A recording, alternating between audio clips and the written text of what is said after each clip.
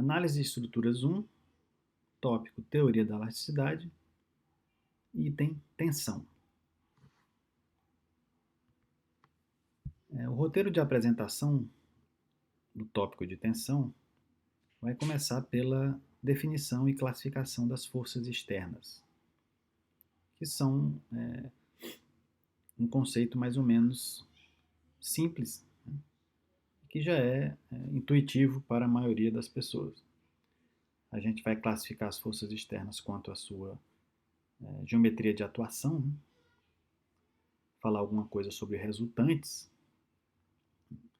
e a classificação em forças de campo e forças de contato. Em seguida, nós vamos definir o conceito de forças internas, que são as forças que mantêm, né, unidas as diversas partes de um determinado sólido.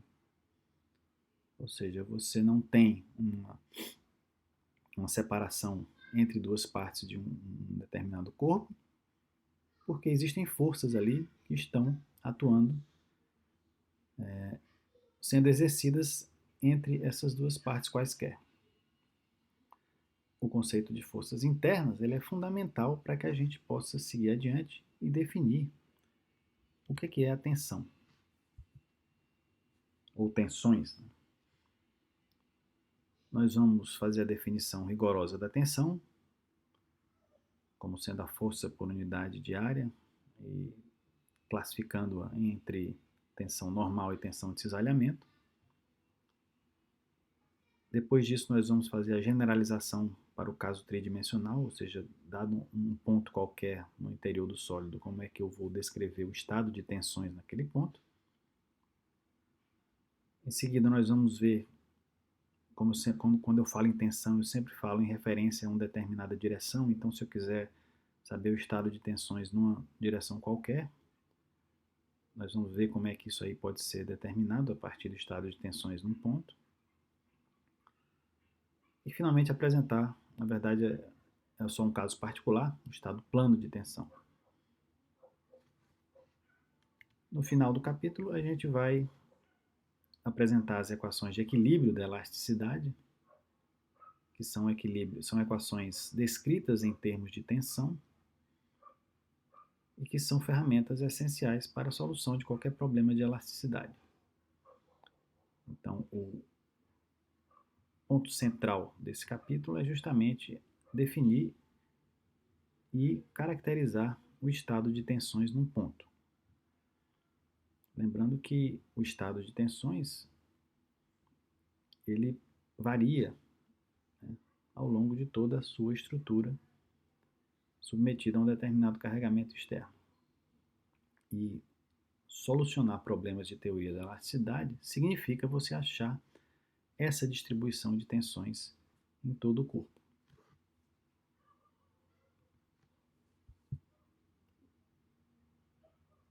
Vamos então apresentar aqui as forças externas. Esse conceito já é mais intuitivo, né? São forças que atuam sobre o corpo, que vão provocar os deslocamentos, as deformações e as tensões nos problemas de mecânica, e mais em particular nos problemas de teoria da elasticidade. A gente pode caracterizar essas forças, principalmente a melhor caracterização é quanto à origem. Sempre que você vai analisar um problema de estruturas, você vai ter que fazer o equilíbrio da estrutura normalmente, isso aí com aplicações em análise, em resistências dos materiais. Então você sempre isola o corpo de análise, que você vai fazer análise, e você faz aquilo que se chama de diagrama de corpo livre, que consiste em encontrar todas as forças que estão atuando naquele elemento ou naquele pedaço da estrutura ou naquela estrutura inteira.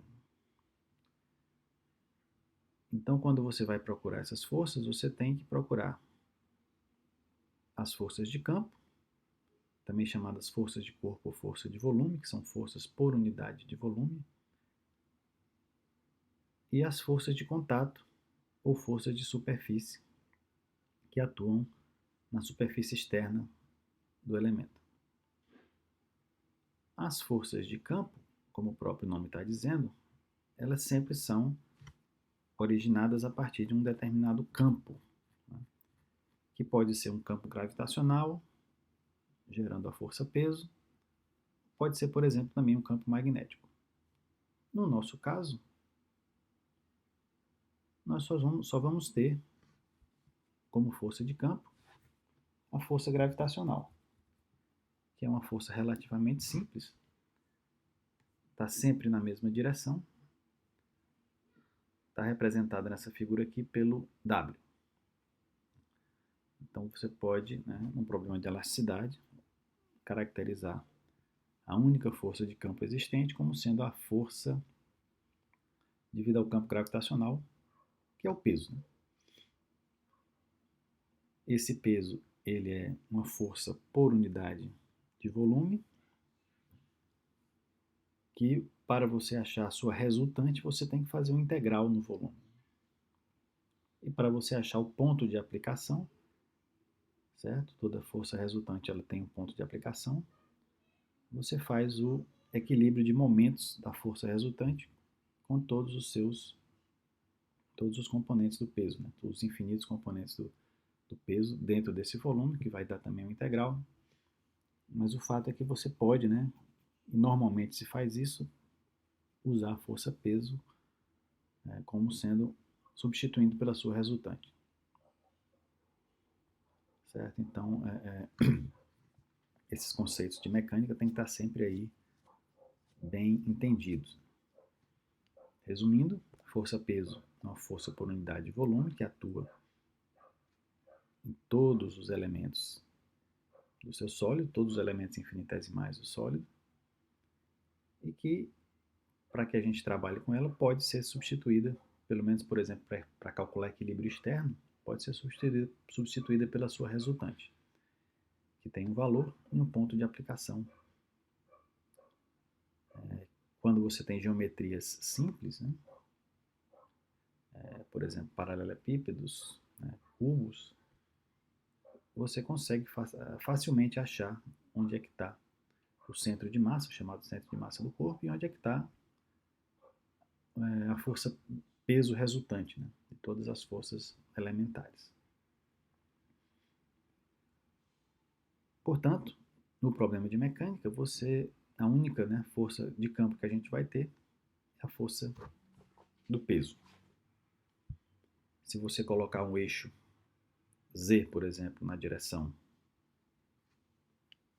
vertical, né, o que a gente normalmente convenciona como vertical, essa força vai ter sempre a mesma direção no sentido Z negativo. O vetor força, né, vai ter sempre essa mesma direção. Em seguida, a gente pode aí falar das forças de contato ou de superfície.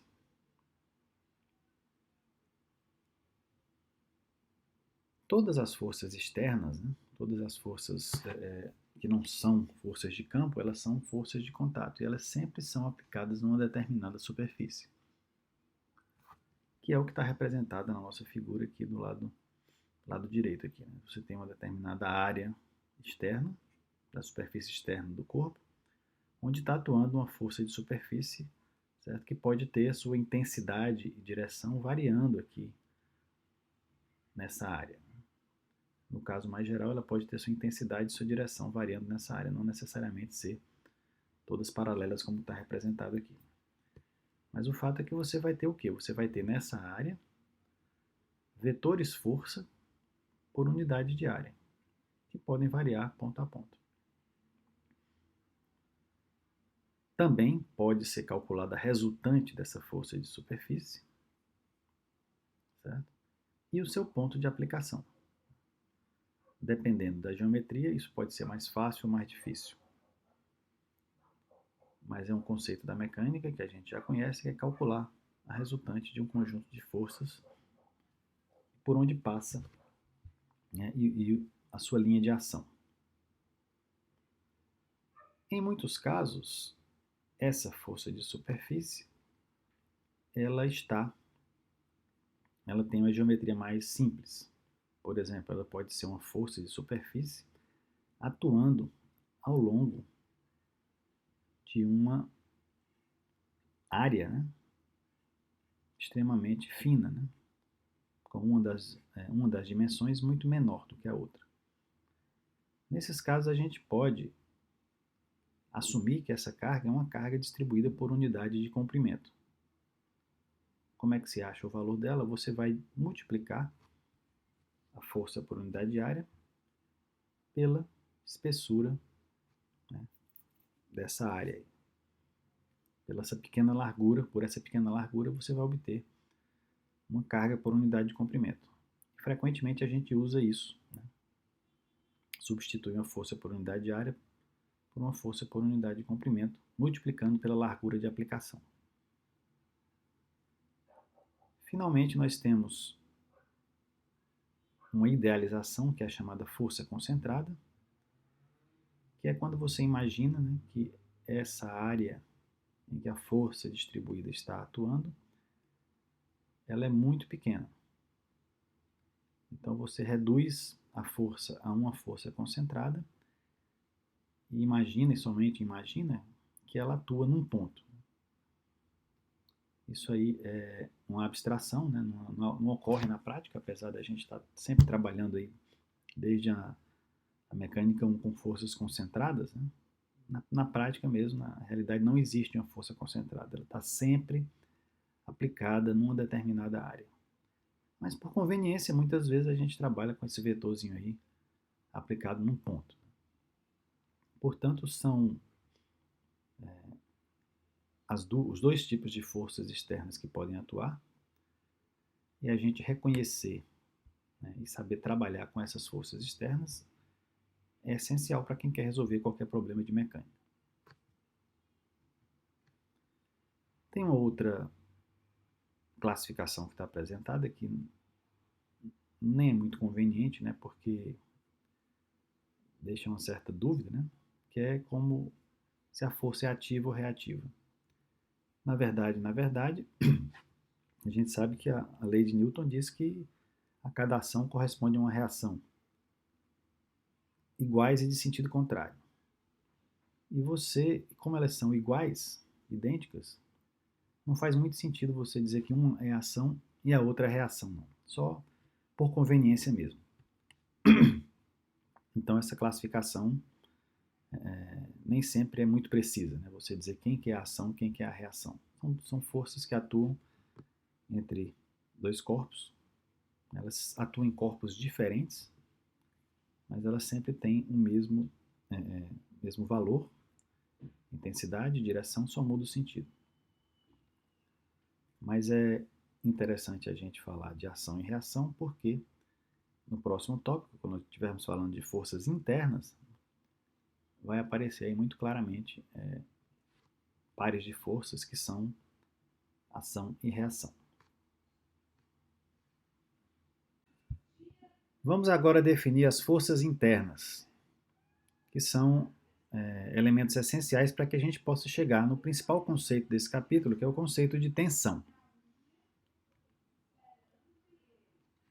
Para isso, nós vamos considerar um corpo sólido tridimensional em equilíbrio e lembrar de um conceito fundamental da mecânica que diz o seguinte, que se você tem um corpo em equilíbrio, qualquer parte desse corpo tomada isoladamente também tem que estar em equilíbrio.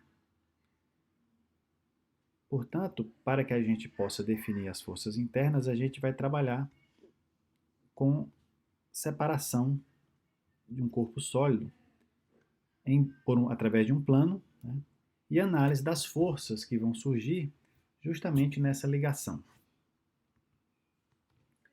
Porque as forças internas vão ser justamente originadas a partir de forças de interação entre partículas do corpo.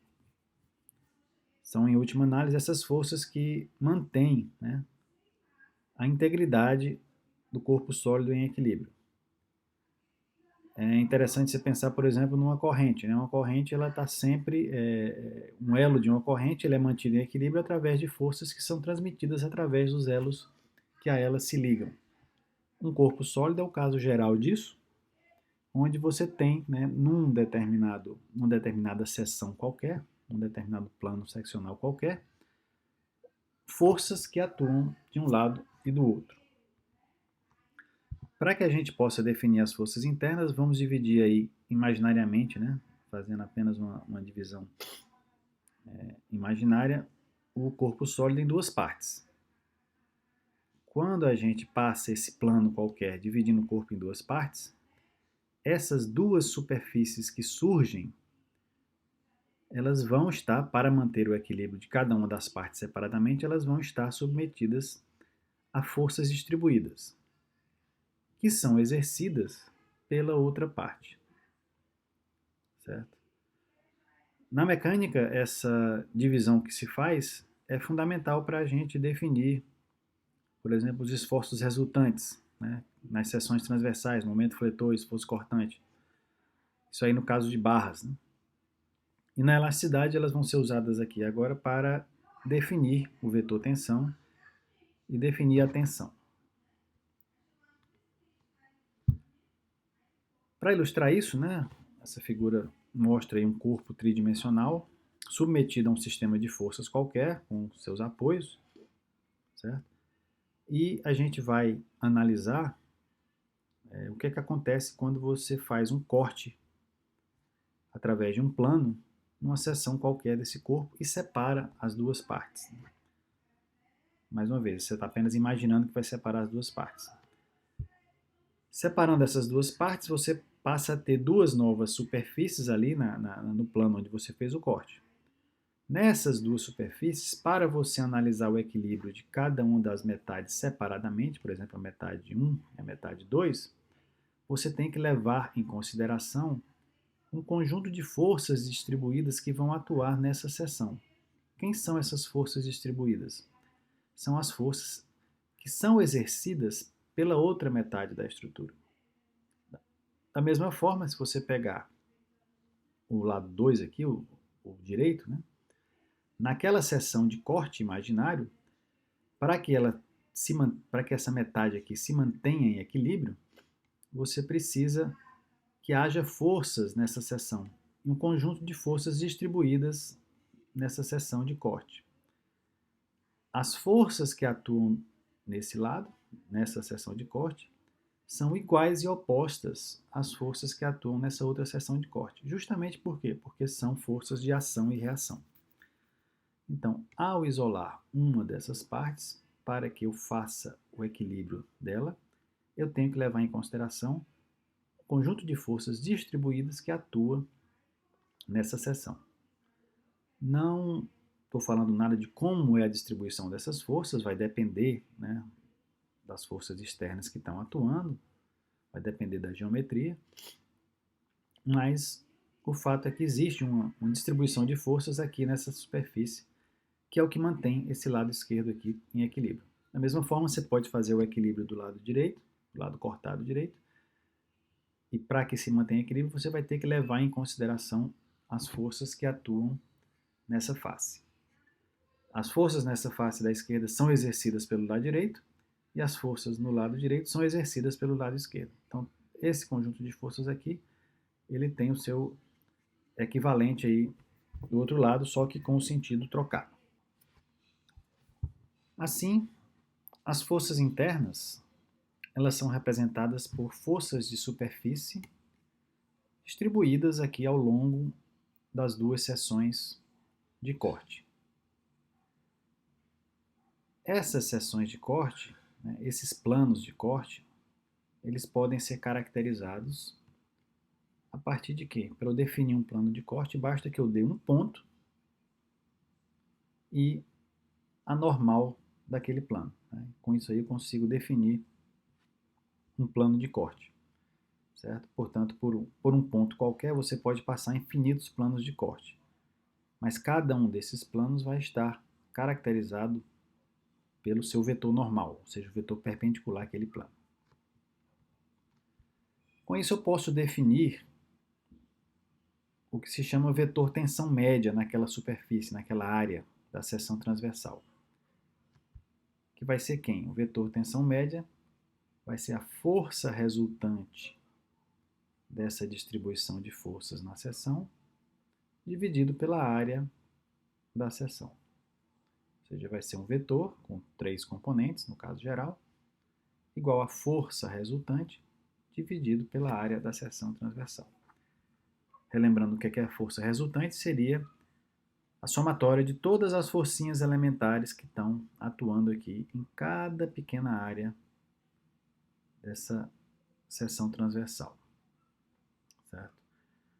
Como é que se calcula essa resultante? Bom, a princípio, se você conhecer a distribuição de forças aqui, você pode fazer a somatória dela e fazer a somatória dos momentos de cada uma dessas forças para achar a resultante e o seu ponto de aplicação. Mas no caso de estruturas isostáticas, por exemplo, tem uma maneira muito mais fácil, que é o quê? Você, numa estrutura isostática, você calcula as reações de apoio. Quando você faz isso, você conhece todas as forças que atuam, por exemplo, nessa metade de cá. Então, você fazendo o equilíbrio de todas as forças com a resultante na seção, você consegue calcular facilmente essa resultante F. A mesma coisa pode ser feita pelo lado direito. Né? E, na verdade, é isso que você faz quando calcula, por exemplo, o momento fletor, ou esforço cortante, ou esforço normal numa seção. Né? Você equilibra todas as forças de um lado com a força que atua nessa seção. Certo? Mas o objetivo aqui é outro, né? A gente pode calcular a tensão média a partir da resultante das forças internas, dividido pela área da seção transversal. Essa tensão média atuante, né, vai ser sempre referido a um determinado plano, a uma determinada orientação desse plano de corte, que é caracterizado pelo vetor normal N. Mas o nosso interesse maior não é essa tensão média, pelo menos aqui na teoria da elasticidade, pelo menos para as nossas definições a partir de agora. O que eu quero saber é quanto é que isso aqui varia ponto a ponto, né, dessa seção transversal. Então eu vou manter esse corte aqui feito, né, caracterizado por um determinado plano, que tem o seu vetor normal, e eu quero saber o que é que acontece num determinado ponto desse plano. Tá? É isso que vai me levar ao conceito de tensão. O conceito de tensão vai ser o seguinte, né? Imagina que agora eu, em vez de pegar toda essa área e achar a resultante, toda essa área da seção transversal, né, de um dos lados aqui da estrutura original, eu quero simplesmente me concentrar numa determinada área pequena aqui, num determinado ponto, ou seja, numa área infinitesimal, uma área muito pequena, e calcular a resultante das forças distribuídas nessa área somente. Né? As forças distribuídas estão em toda a seção transversal, mas eu vou pegar somente uma área bem pequena aqui e vou definir o chamado vetor tensão naquele ponto, né? Ou seja, naquele ponto aqui a área vai se confundindo com o ponto, né? Ficando cada vez menor. Então, o vetor tensão naquele ponto vai ser a resultante das tensões nessa pequena área à medida que ela vai tendendo a zero, né? Vai ficando cada vez menor, se confundindo com esse ponto. A resultante eu vou ser chamada de ΔF, dividido pela área que você está considerando no cálculo dessa resultante. Então, o vetor tensão naquele ponto vai ser o limite dessa divisão, dessa resultante aqui dividido pela pequena área, à medida que essa área se aproxima de zero. Isso aí é representado matematicamente como um dF, né, uma força infinitesimal, dividido por uma área dA. Nós estamos chamando esse vetor tensão de Tn. Né? Esse índice n quer dizer que ele se refere àquele plano cuja direção normal é n.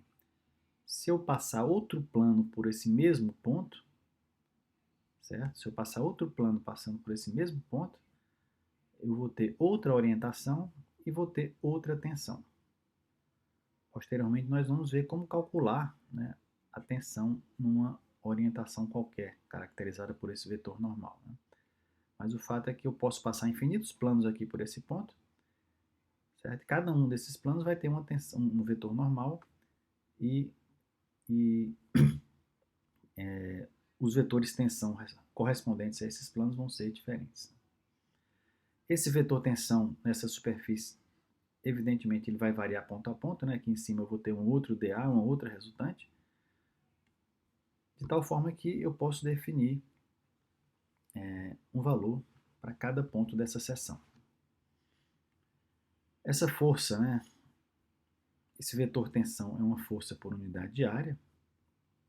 E se você tem o vetor tensão e quer calcular a força correspondente, é só multiplicar pela área. Se você for fornecido o vetor tensão, Tn, basta multiplicar pela área para achar a força.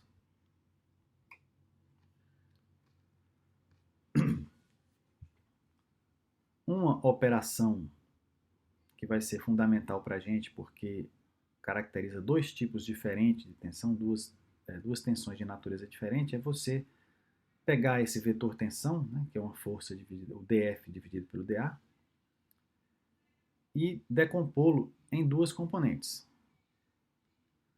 Uma componente normal à área dA e uma componente perpendicular à área dA. Essa componente normal aqui, a área, é o que a gente vai chamar ainda de vetor, né? O vetor tensão normal. E essa componente paralela à área, nós vamos chamar de vetor tensão de cisalhamento. Ok? Como que se faz essa decomposição? Né? É simples, né? Você pode usar o produto escalar. Se você tiver esse vetor Tn e você tiver o vetor normal da seção, você pode facilmente fazer essa decomposição do vetor tensão em dois vetores, um normal à seção e um paralelo à seção. O vetor tensão normal, ele exerce uma força assim, né, tendendo a puxar para fora, ou se ele tiver no sentido, empurrar para dentro da seção transversal. E o vetor tensão de cisalhamento, ele tem essa a ação dele é no sentido de deslocar, né, paralelamente à seção. Bom, o vetor normal, a componente normal, é um vetor, é igual ao módulo desse vetor multiplicado pela sua direção, que a sua direção é a própria direção normal unitária da seção transversal. O componente tangencial, se você conhecer o componente normal, você obtém o componente tangencial simplesmente subtraindo do vetor tensão.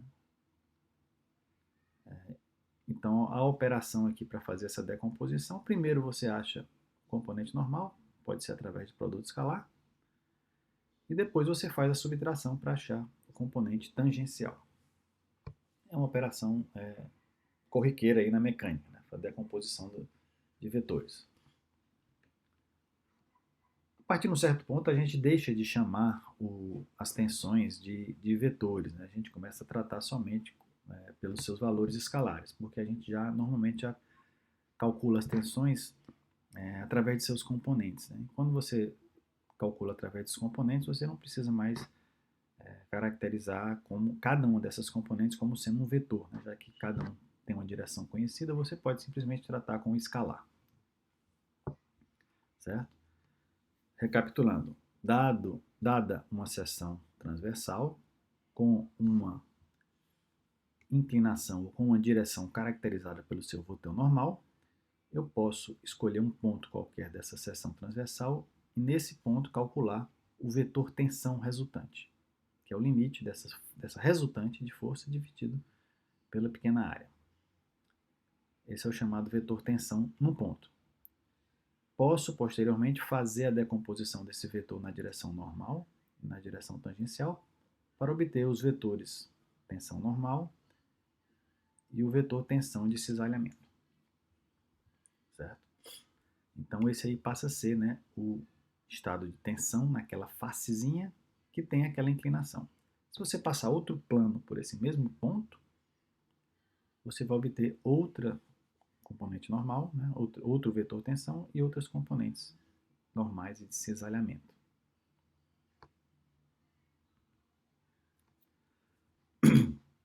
No caso de você ter um ponto no interior de um sólido, claro que você pode passar por esse ponto infinitos planos, né?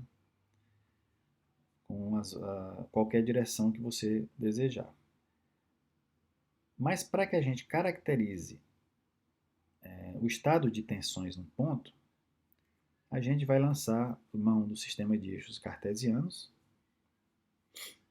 e a gente vai colocar essas direções segundo os eixos cartesianos.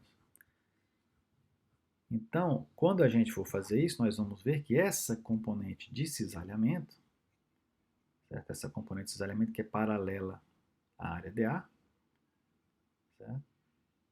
Ela, convenientemente, ela vai ser, mais uma vez, decomposta em duas direções.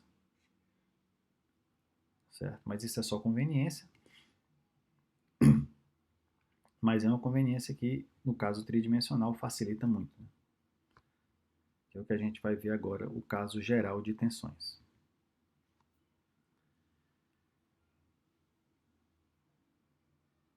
Então vamos lá definir o estado de tensões em um ponto no interior do sólido. Para você definir completamente o estado de tensões, você precisa de uma série de informações. Passando somente um plano por aquele ponto, você vai conseguir definir somente a tensão normal e de cisalhamento naquela direção. Para que você defina completamente o estado de tensões no ponto, você precisa passar aqui um conjunto de planos que vão formar, né, você vai isolar um elemento sólido de dimensões infinitesimais dx, dy e dz, referido a um sistema de coordenadas cartesianas x, y, z. Nesse sistema de coordenadas e nesse cubo elementar que você forma ao reduzir o elemento a esse pontinho, você vai ter aí 6 faces. Em cada uma dessas faces, você poderia, se quisesse, definir um vetor tensão normal, certo? Em cada uma dessas faces, e depois decompô-lo segundo as direções cartesianas. Então, a partir do vetor tensão normal de cada uma dessas faces, é que são definidos os componentes cartesianos de tensão. Então, vamos pegar aqui, por exemplo, esse plano. É um plano perpendicular ao eixo x. Vai surgir um vetor tensão normal.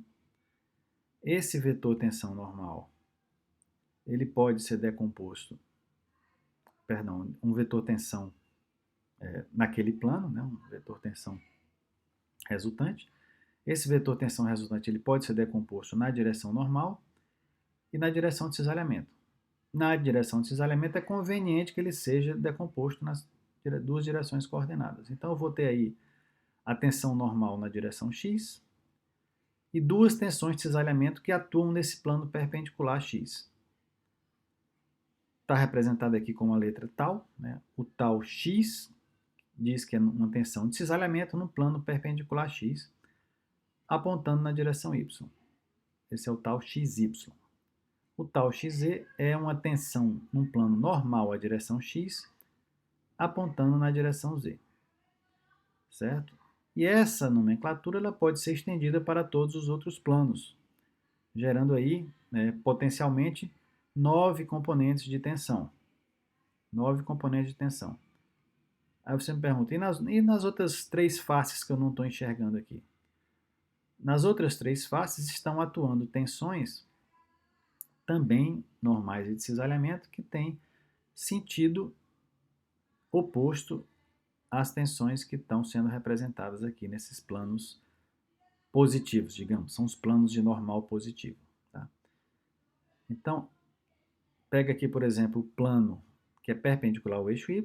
Eu tenho a tensão normal na direção y e a tensão de cisalhamento que atua num plano normal à direção y e aponta na direção x. Tensão de cisalhamento que atua num plano normal à direção y e aponta na direção do eixo z. Certo? Nas faces que estão escondidas, você tem essas mesmas tensões, só que com o sentido trocado.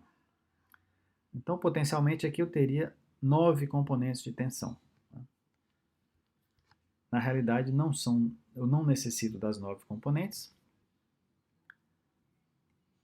porque nós vamos ver que essas tensões aqui YX e XY, que se encontram aqui nos cantos, elas numericamente são iguais, portanto eu não preciso, né, de duas variáveis para guardar essas tensões. Essas grandezas que têm esse caráter, né, de dois índices, né, elas são, na matemática, né, chamadas de tensão e são analisadas por um ramo da matemática chamado cálculo tensorial. Falando da maneira mais simples possível, os tensores eles são matrizes, né, são matrizes 3x3. E o tensor tensão, ele tem 9 componentes que você pode agrupar numa matriz 3x3 com seus respectivos índices, né? A gente usou aí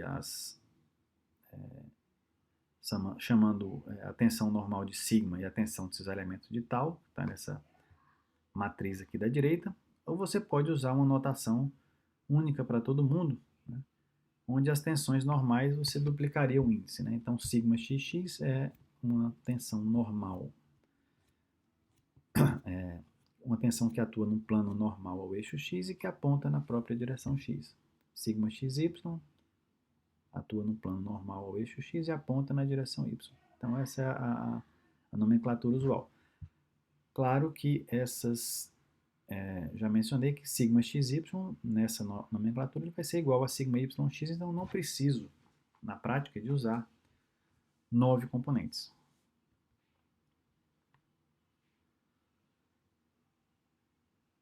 Existe um estado particular de tensões que é muito importante e que é muito usado na engenharia para análises bidimensionais, que é o chamado estado plano de tensão. Evidentemente, dependendo do carregamento, da geometria da estrutura e das suas condições de apoio, você pode resolver. Você não tem tensões na direção Z, você só tem tensões na direção x e y, em planos normais a x e y, você simplifica o problema, certo?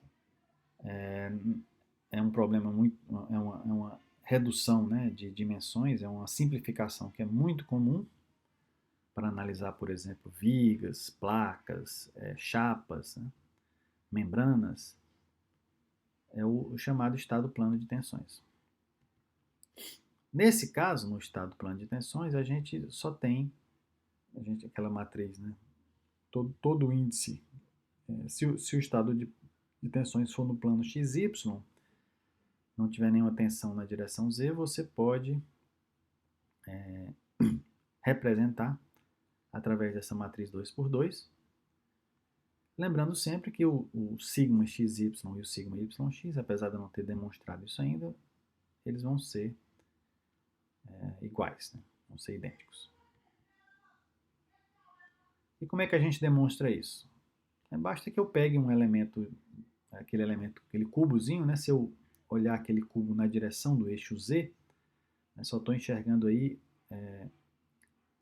as tensões que são perpendiculares a x e são perpendiculares a y. Então, se eu estou enxergando sigma x, tal xy, tal yx e sigma y. Duas componentes normais e duas componentes desse elemento. Nos planos, né, que estavam escondidos naquela figura tridimensional, vocês reparam que a gente está visualizando aí a tensão normal, por exemplo, apontando na direção contrária e as tensões dos elementos apontando na direção contrária. Então, o eixo positivo está aqui, certo? Tensão normal positiva está aqui nos eixos positivos. E dos lados que ficam ocultos, você tem o mesmo valor, só que com sentido contrário.